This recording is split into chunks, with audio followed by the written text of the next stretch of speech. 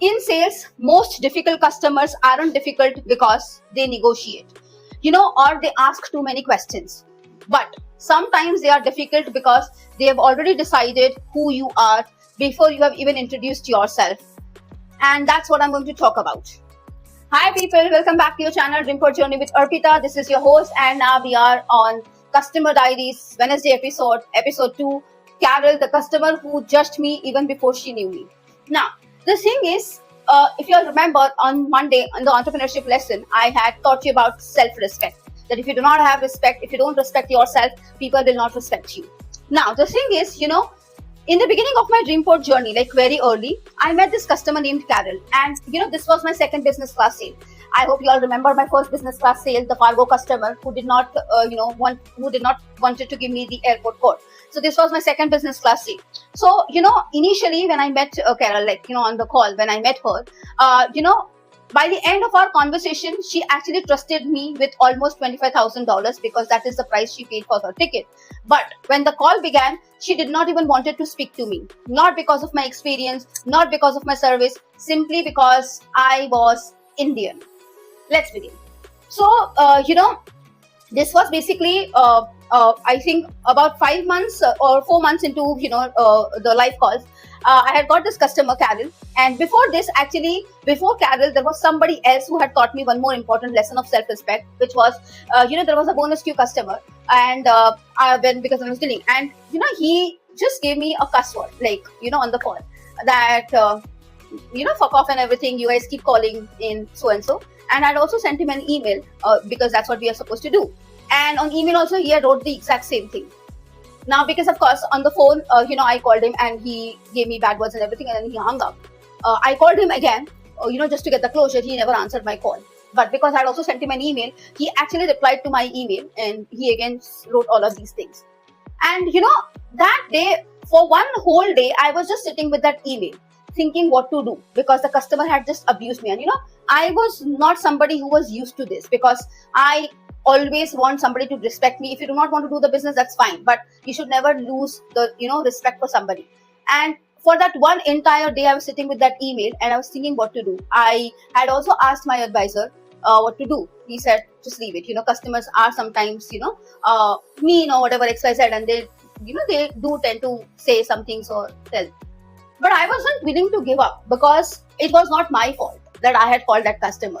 It wasn't that I had written, somebody had written on the request that I'm not supposed to call, or the customer is giving customers or whatever it was.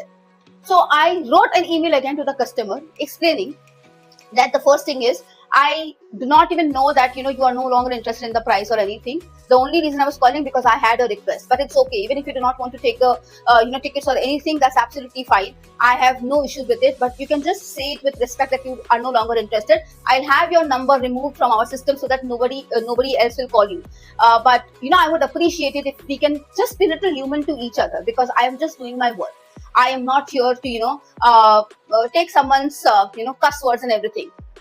Yes, the email. I was questioned, why did I send? But I sent it anyway, because after I sent that email, I am sure 90% of the people who would have faced this, you would understand how relieved you will be once you send that email, because whatever is actually boiling in your heart, you are actually venting it out. But of course, I did not write it directly. I wrote it in a very diplomatic and in a very professional manner, that there is no reason to use the abusive language or anything. I understand you may have your plans changed, or you may have already purchased the ticket or whatever, but just let us know so that we do not, even as a company, we do not want to call customers or disturb them unnecessarily. Trust me, when I sent that email, I think I got a reply after 15 days when I had already forgotten about it, because my heart was relieved. I was relieved with all the things that had happened, because I in my mind I thought that I've got the closure. After 15 days, I got the reply from that customer, and he said that thank you so much, and please stop calling me, and I'm sorry, I shouldn't have abused, but it's okay. I've already got my tickets and I don't want to do business with your company. And I said, okay. I said, thank you. And we just moved on. Both of us moved on. Neither I called that customer back, or there was no email communication, nothing. But that customer had taught me that, I don't need to lose my self-respect just because somebody else is thinking that they have the right to do. And that's where, when this customer happened, Carol happened, and she told me on my face that I don't want to deal with an Indian. I don't want to talk somebody who's an Indian. So the thing is, Carol and her husband, they actually wanted a business class tickets. It was a multi-city itinerary, so they were actually leaving from Salt Lake City, sorry, to Barcelona to London, and London and back to Salt Lake City. So they had actually seen a promotional fare online, and they wanted to know if that was still available. The promotional fare that they had seen, that was for about I think $8,000 each customer. That was the promotional fare that they had seen for business class tickets, and that is the reason they had called. Now, generally what happens is whenever people are calling with a promotional fare, they have already researched the market, and especially if it's a business class people, they would have already researched the market more or less because they know the prices. So unfortunately, of course, like you all know, promo fares are never available, so it wasn't available. And I explained them that the current fare was actually higher because of their fixed travel dates. Although I told them that if they are a little flexible about the dates, I can get them somewhere close to the promotional fare, about 9,500 something, which they denied. They said they have the fixed dates because they've already got their hotel bookings and everything done. So everything seemed normal until then. And then she asked me a question. She asked me, "Lady, where are you located?" So I told her that, our company is headquartered in Wilmington, Delaware. Now, people who are at Dreamport, they already know that, whenever the customer asks, you're supposed to say the same thing, that our company's headquarters is in Wilmington, Delaware. However, so I just told her this, that our company headquarters. She said, no, I'm asking about you specifically. Where are you located? Now, I had two choices. Either I could have lied, saying that, I am also sitting in the Wilmington, Delaware office, but then I was already sure that the minute I will lie, the customer will come back with another question which I may not have an answer. So I chose to speak honestly. I said I am working from India office and I am based in India. And the minute I told her that I am working from India office, there was a silence about 2, 3, 5 seconds or something, and then she said something I'll never forget. She said, "I don't want to work with you guys. You guys are scammers. You guys are manipulators. You guys have no identity whatsoever, and I don't want to work with somebody who's an Indian. I just want an American." And for a moment I did not know what to say. I was numb. Not because I was angry, not because she was, questioning my nationality, my race or anything, because, she had generalized the entire Asian as well, because I don't trust Asians. That was the last sentence. And then she said, the thing is, because I was numb because, I wasn't expecting to be judged before she had even given me a chance. And then after saying all of this, she literally hung up on me. And then I was just, because by then it was already 2.5 minutes of the call. And that's what she said, and then she hung up. So I told my advisor, Ocean, I said, this is what the customer did. What am I supposed to do?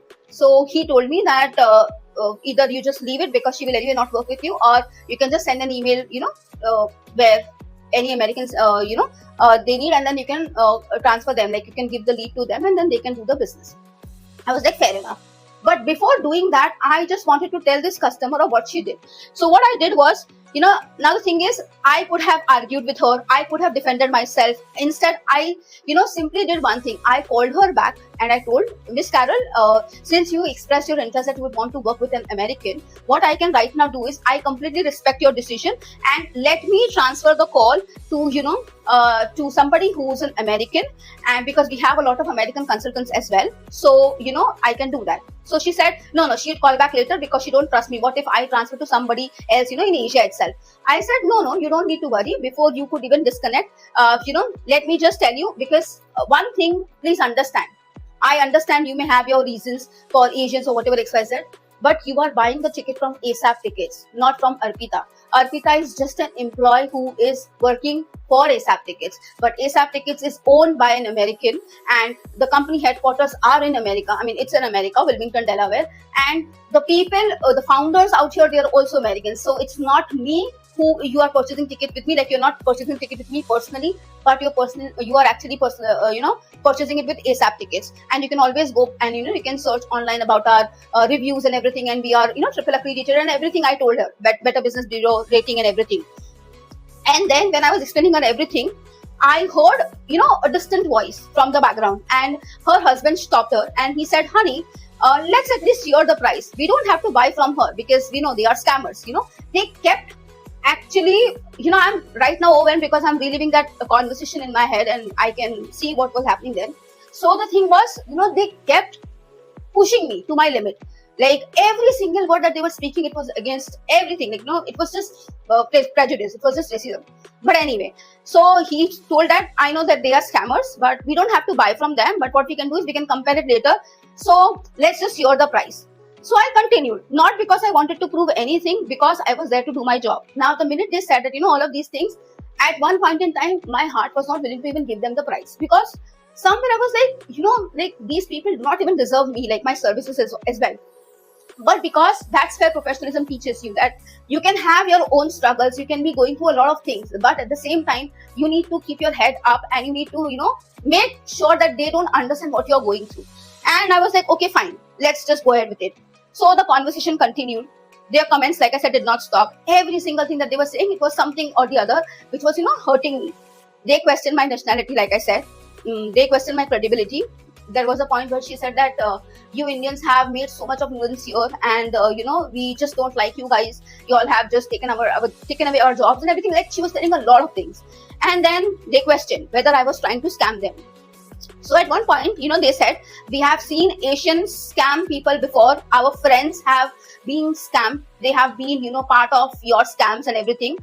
I was simply listening. I did not interrupt anything. Although I wanted, trust me, even though if I'm recording right now and I can feel, I can still cry about it. Trust me, what was happening then when I was on the call. I so wanted, to interrupt them badly. I so wanted to, talk to them again. Like, I wanted to be rude to them just as how, they were rude to me. But that's where I realized then what is the difference between them and me. If I show them the face that they are doing right now, whatever they are telling me, I can also speak 1,000 things about them. But then what is the difference between both of them? Because remember, I don't come from that culture, right? So I stayed quiet.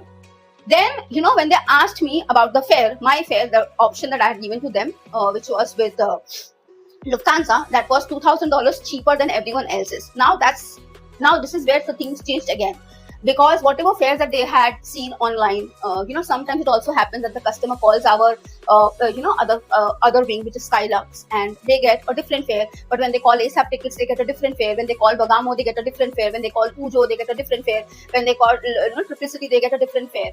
So this customer had already inquired something at Skylux, which I did not know. And because, I was giving her the price generally that I was seeing there. And so she told me, I knew it. See, you are scamming, because how is it possible that company who's dealing with, only the luxury travels and everything, Skylux, they had given me the offer for 14,800. And you are telling me that you are offering it for 12,800. How is it possible? See, I knew it. You just want to take my money. Then I told her politely, I said, see, I do not deny whatever the other companies or, because we are not supposed to tell the customer that Skylux is also, part of the import. We are not supposed to tell them. So I told them, I respect, but the thing is, you need to understand, airlines and airfares are subject to availability. I'm sure. When did you check the fare with Skylux? Because at the same time, remember, it's our own company. So you cannot demean the other company as well. So I asked her, if I may just ask, when did you check the fare with Skylux? And then she said that, I checked it about 2 days ago. I said, exactly. So fares keep changing every now and then. Right now, this is the best available fare that I see in the system. And that's saving you money, not that I am scamming you anyway. And I told her, if you would like to verify it after the booking, you will anyway have 24 hours. You can always, book with me, and you can cancel if you feel that I have scammed you. Because you can always, call the airline. You can go on airline's website. You can, put in your airline confirmation number, check whether the booking is legit or not. And if not, you will always have 24 hours to cancel and get your money back. And then I said something that mattered deeply to me. That is where I again reiterated my statement. I said, please remember, you are not buying a ticket from Arpita or from an XYZ consultant. You are buying it from ASAP Tickets, and I am simply an employee representing my company. Eventually, after discussing it privately, they had kept me on mute for about almost 2-3 minutes, and whatever discussion they had privately, husband and wife both, they decided to go ahead. Not because I had won an argument with them, because I had remained consistent. Now, if you see, they wanted to speak to an American. I called because I wanted to transfer the call to an American consultant, but how the entire thing turned away. And then, eventually what had happened was, now this is the moment where everything changed. We completed the booking. She purchased the travel insurance also. She purchased the travel insurance because she thought, if I'm doing a scam or something, at least she'll be protected by the travel insurance company or whatever XYZ. So this is what she had in her mind. That's exactly what she told me on the call as well. That I'm purchasing the travel insurance not because I need it for business class tickets, but I'm purchasing because what if you turn out to be a scammer? At least my money will be protected. So that was her idea of purchasing the travel insurance.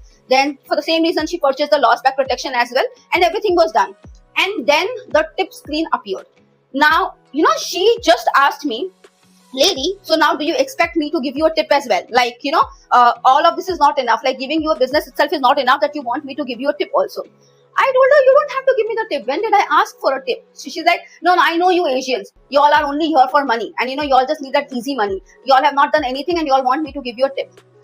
I said, I did not ask you to give me a tip and you don't even have to give me the tip. That's absolutely fine. In fact, there is a box where you can just mention the zero. And the minute I told her, she said, I want to understand one thing. I said, yes. She said, how are you so calm? I've been attacking you since the beginning of this call. We are almost 45 minutes into the conversation. And I've been attacking you, your nationality and everything, your race, your culture. And yet you are not saying anything. You have been, calm for all throughout the call. If I were you, I would have said something back. In fact, I would have hung up on you, because you do not have to take all the shit that I'm giving it to you. That's the exact word that she said. I'm just, repeating her lines. That was the moment I was relieved. Not because she understood what I was doing, but because it gave me the clarification that whatever I was doing until now was actually correct. That one statement from her, that if I were you, I would have reacted in this manner, that gave me the validation that I don't need to lose myself to win a customer. And then that's where I told her, and I answered her honestly. I said, I am not trying to, say anything here, and please don't take it other way. But let me tell you one thing honestly, I don't come from a culture where insulting people because of where they are born is normal. You have every right to decide whom you want to do business with. I have every responsibility to treat every customer with respect. And these were my lines. And the minute I said this, there was a silence, like a long silence for maybe a 2 minutes or something. I don't hear anything from them. They don't hear anything from me. Like, it was just a silent, conversation. Like, we were just speaking, like there were no words, but yet there was a lot of talks going on. And then she quietly said, in fact, not only she, her husband and she, they both quietly said, we know we are wrong. We shouldn't have spoken you that way. She told me that, many people she knew had been victims of scams. And over time, they have started associating those experiences with an entire community, with an entire country, with an entire nation, with an entire, race, ethnicity and everything. And then she said, although how we started, I would have never thought that I would be doing a business with somebody like you. I don't want to say Indian, but yes, you have actually taught me that, we should not judge anyone too quickly. And she said, I am sorry. There was no argument. There was no excuse. It was just a plain apology from her. And she said that I hope you forgive, whatever I did with you, because I did not have any, I did not have any reason to behave the way I did. But, you still stayed calm. And that is what is, pinching me. That I actually had gone through, like I had actually spoken to so many things to you, and yet you did not, responded. Like, you did not respond with any rudeness, with criticism. Like, even though I was so rude to you, maybe somebody else would have overcharged me. But yet you stayed with that dignity and, you did not overcharge me anything. In fact, you had the audacity to tell me that you do not even have to give me a tip. Like, you can just put zero. And this is where, it's like, you are now telling me that I don't need your money. And that is where, it's hurting, because I actually thought that the entire, country or entire people of that particular race are basically after money. But you broke that myth that you are just here for service. You are just here to get that respect because you have been respectful to me. So I said, that's absolutely fine. I'm glad that you learned, whatever you were supposed to learn. And then when I checked the completed booking and everything, I did not ask her about that because I knew that she would not. And then she said, okay, I'm not keeping the phone. Let me know once you get the form. I checked, the form. And then I saw that she had almost left me, about $870 as a tip. Now, the thing is, the money wasn't that what stayed with me. The apology did. Because that day I realized something. You don't change someone's opinion by arguing with them. You change it by giving them an experience they weren't expecting. Carol expected anger from me, but she expected defensiveness, but instead what she got professionalism. And sometimes that's enough to make someone question their own assumptions. And then I told her, Miss Carol, I see that you've given $870 as tip. Why do you have to do so? You don't even have to do that. She said, no, that's not what I've given the tip to you. That's the tip that I've given because today I've learned something very, very important. And trust me, going forward, I am not going to judge anyone just because I heard, somebody was scammed or something. So that's the lesson that I had learned today, and that's the price of the lesson that I have learned. So I'm paying you for the lesson that you taught me. Now, before Carol, actually I thought professionalism meant knowing the product. But after Carol, I understood that professionalism is revealed when your character is tested.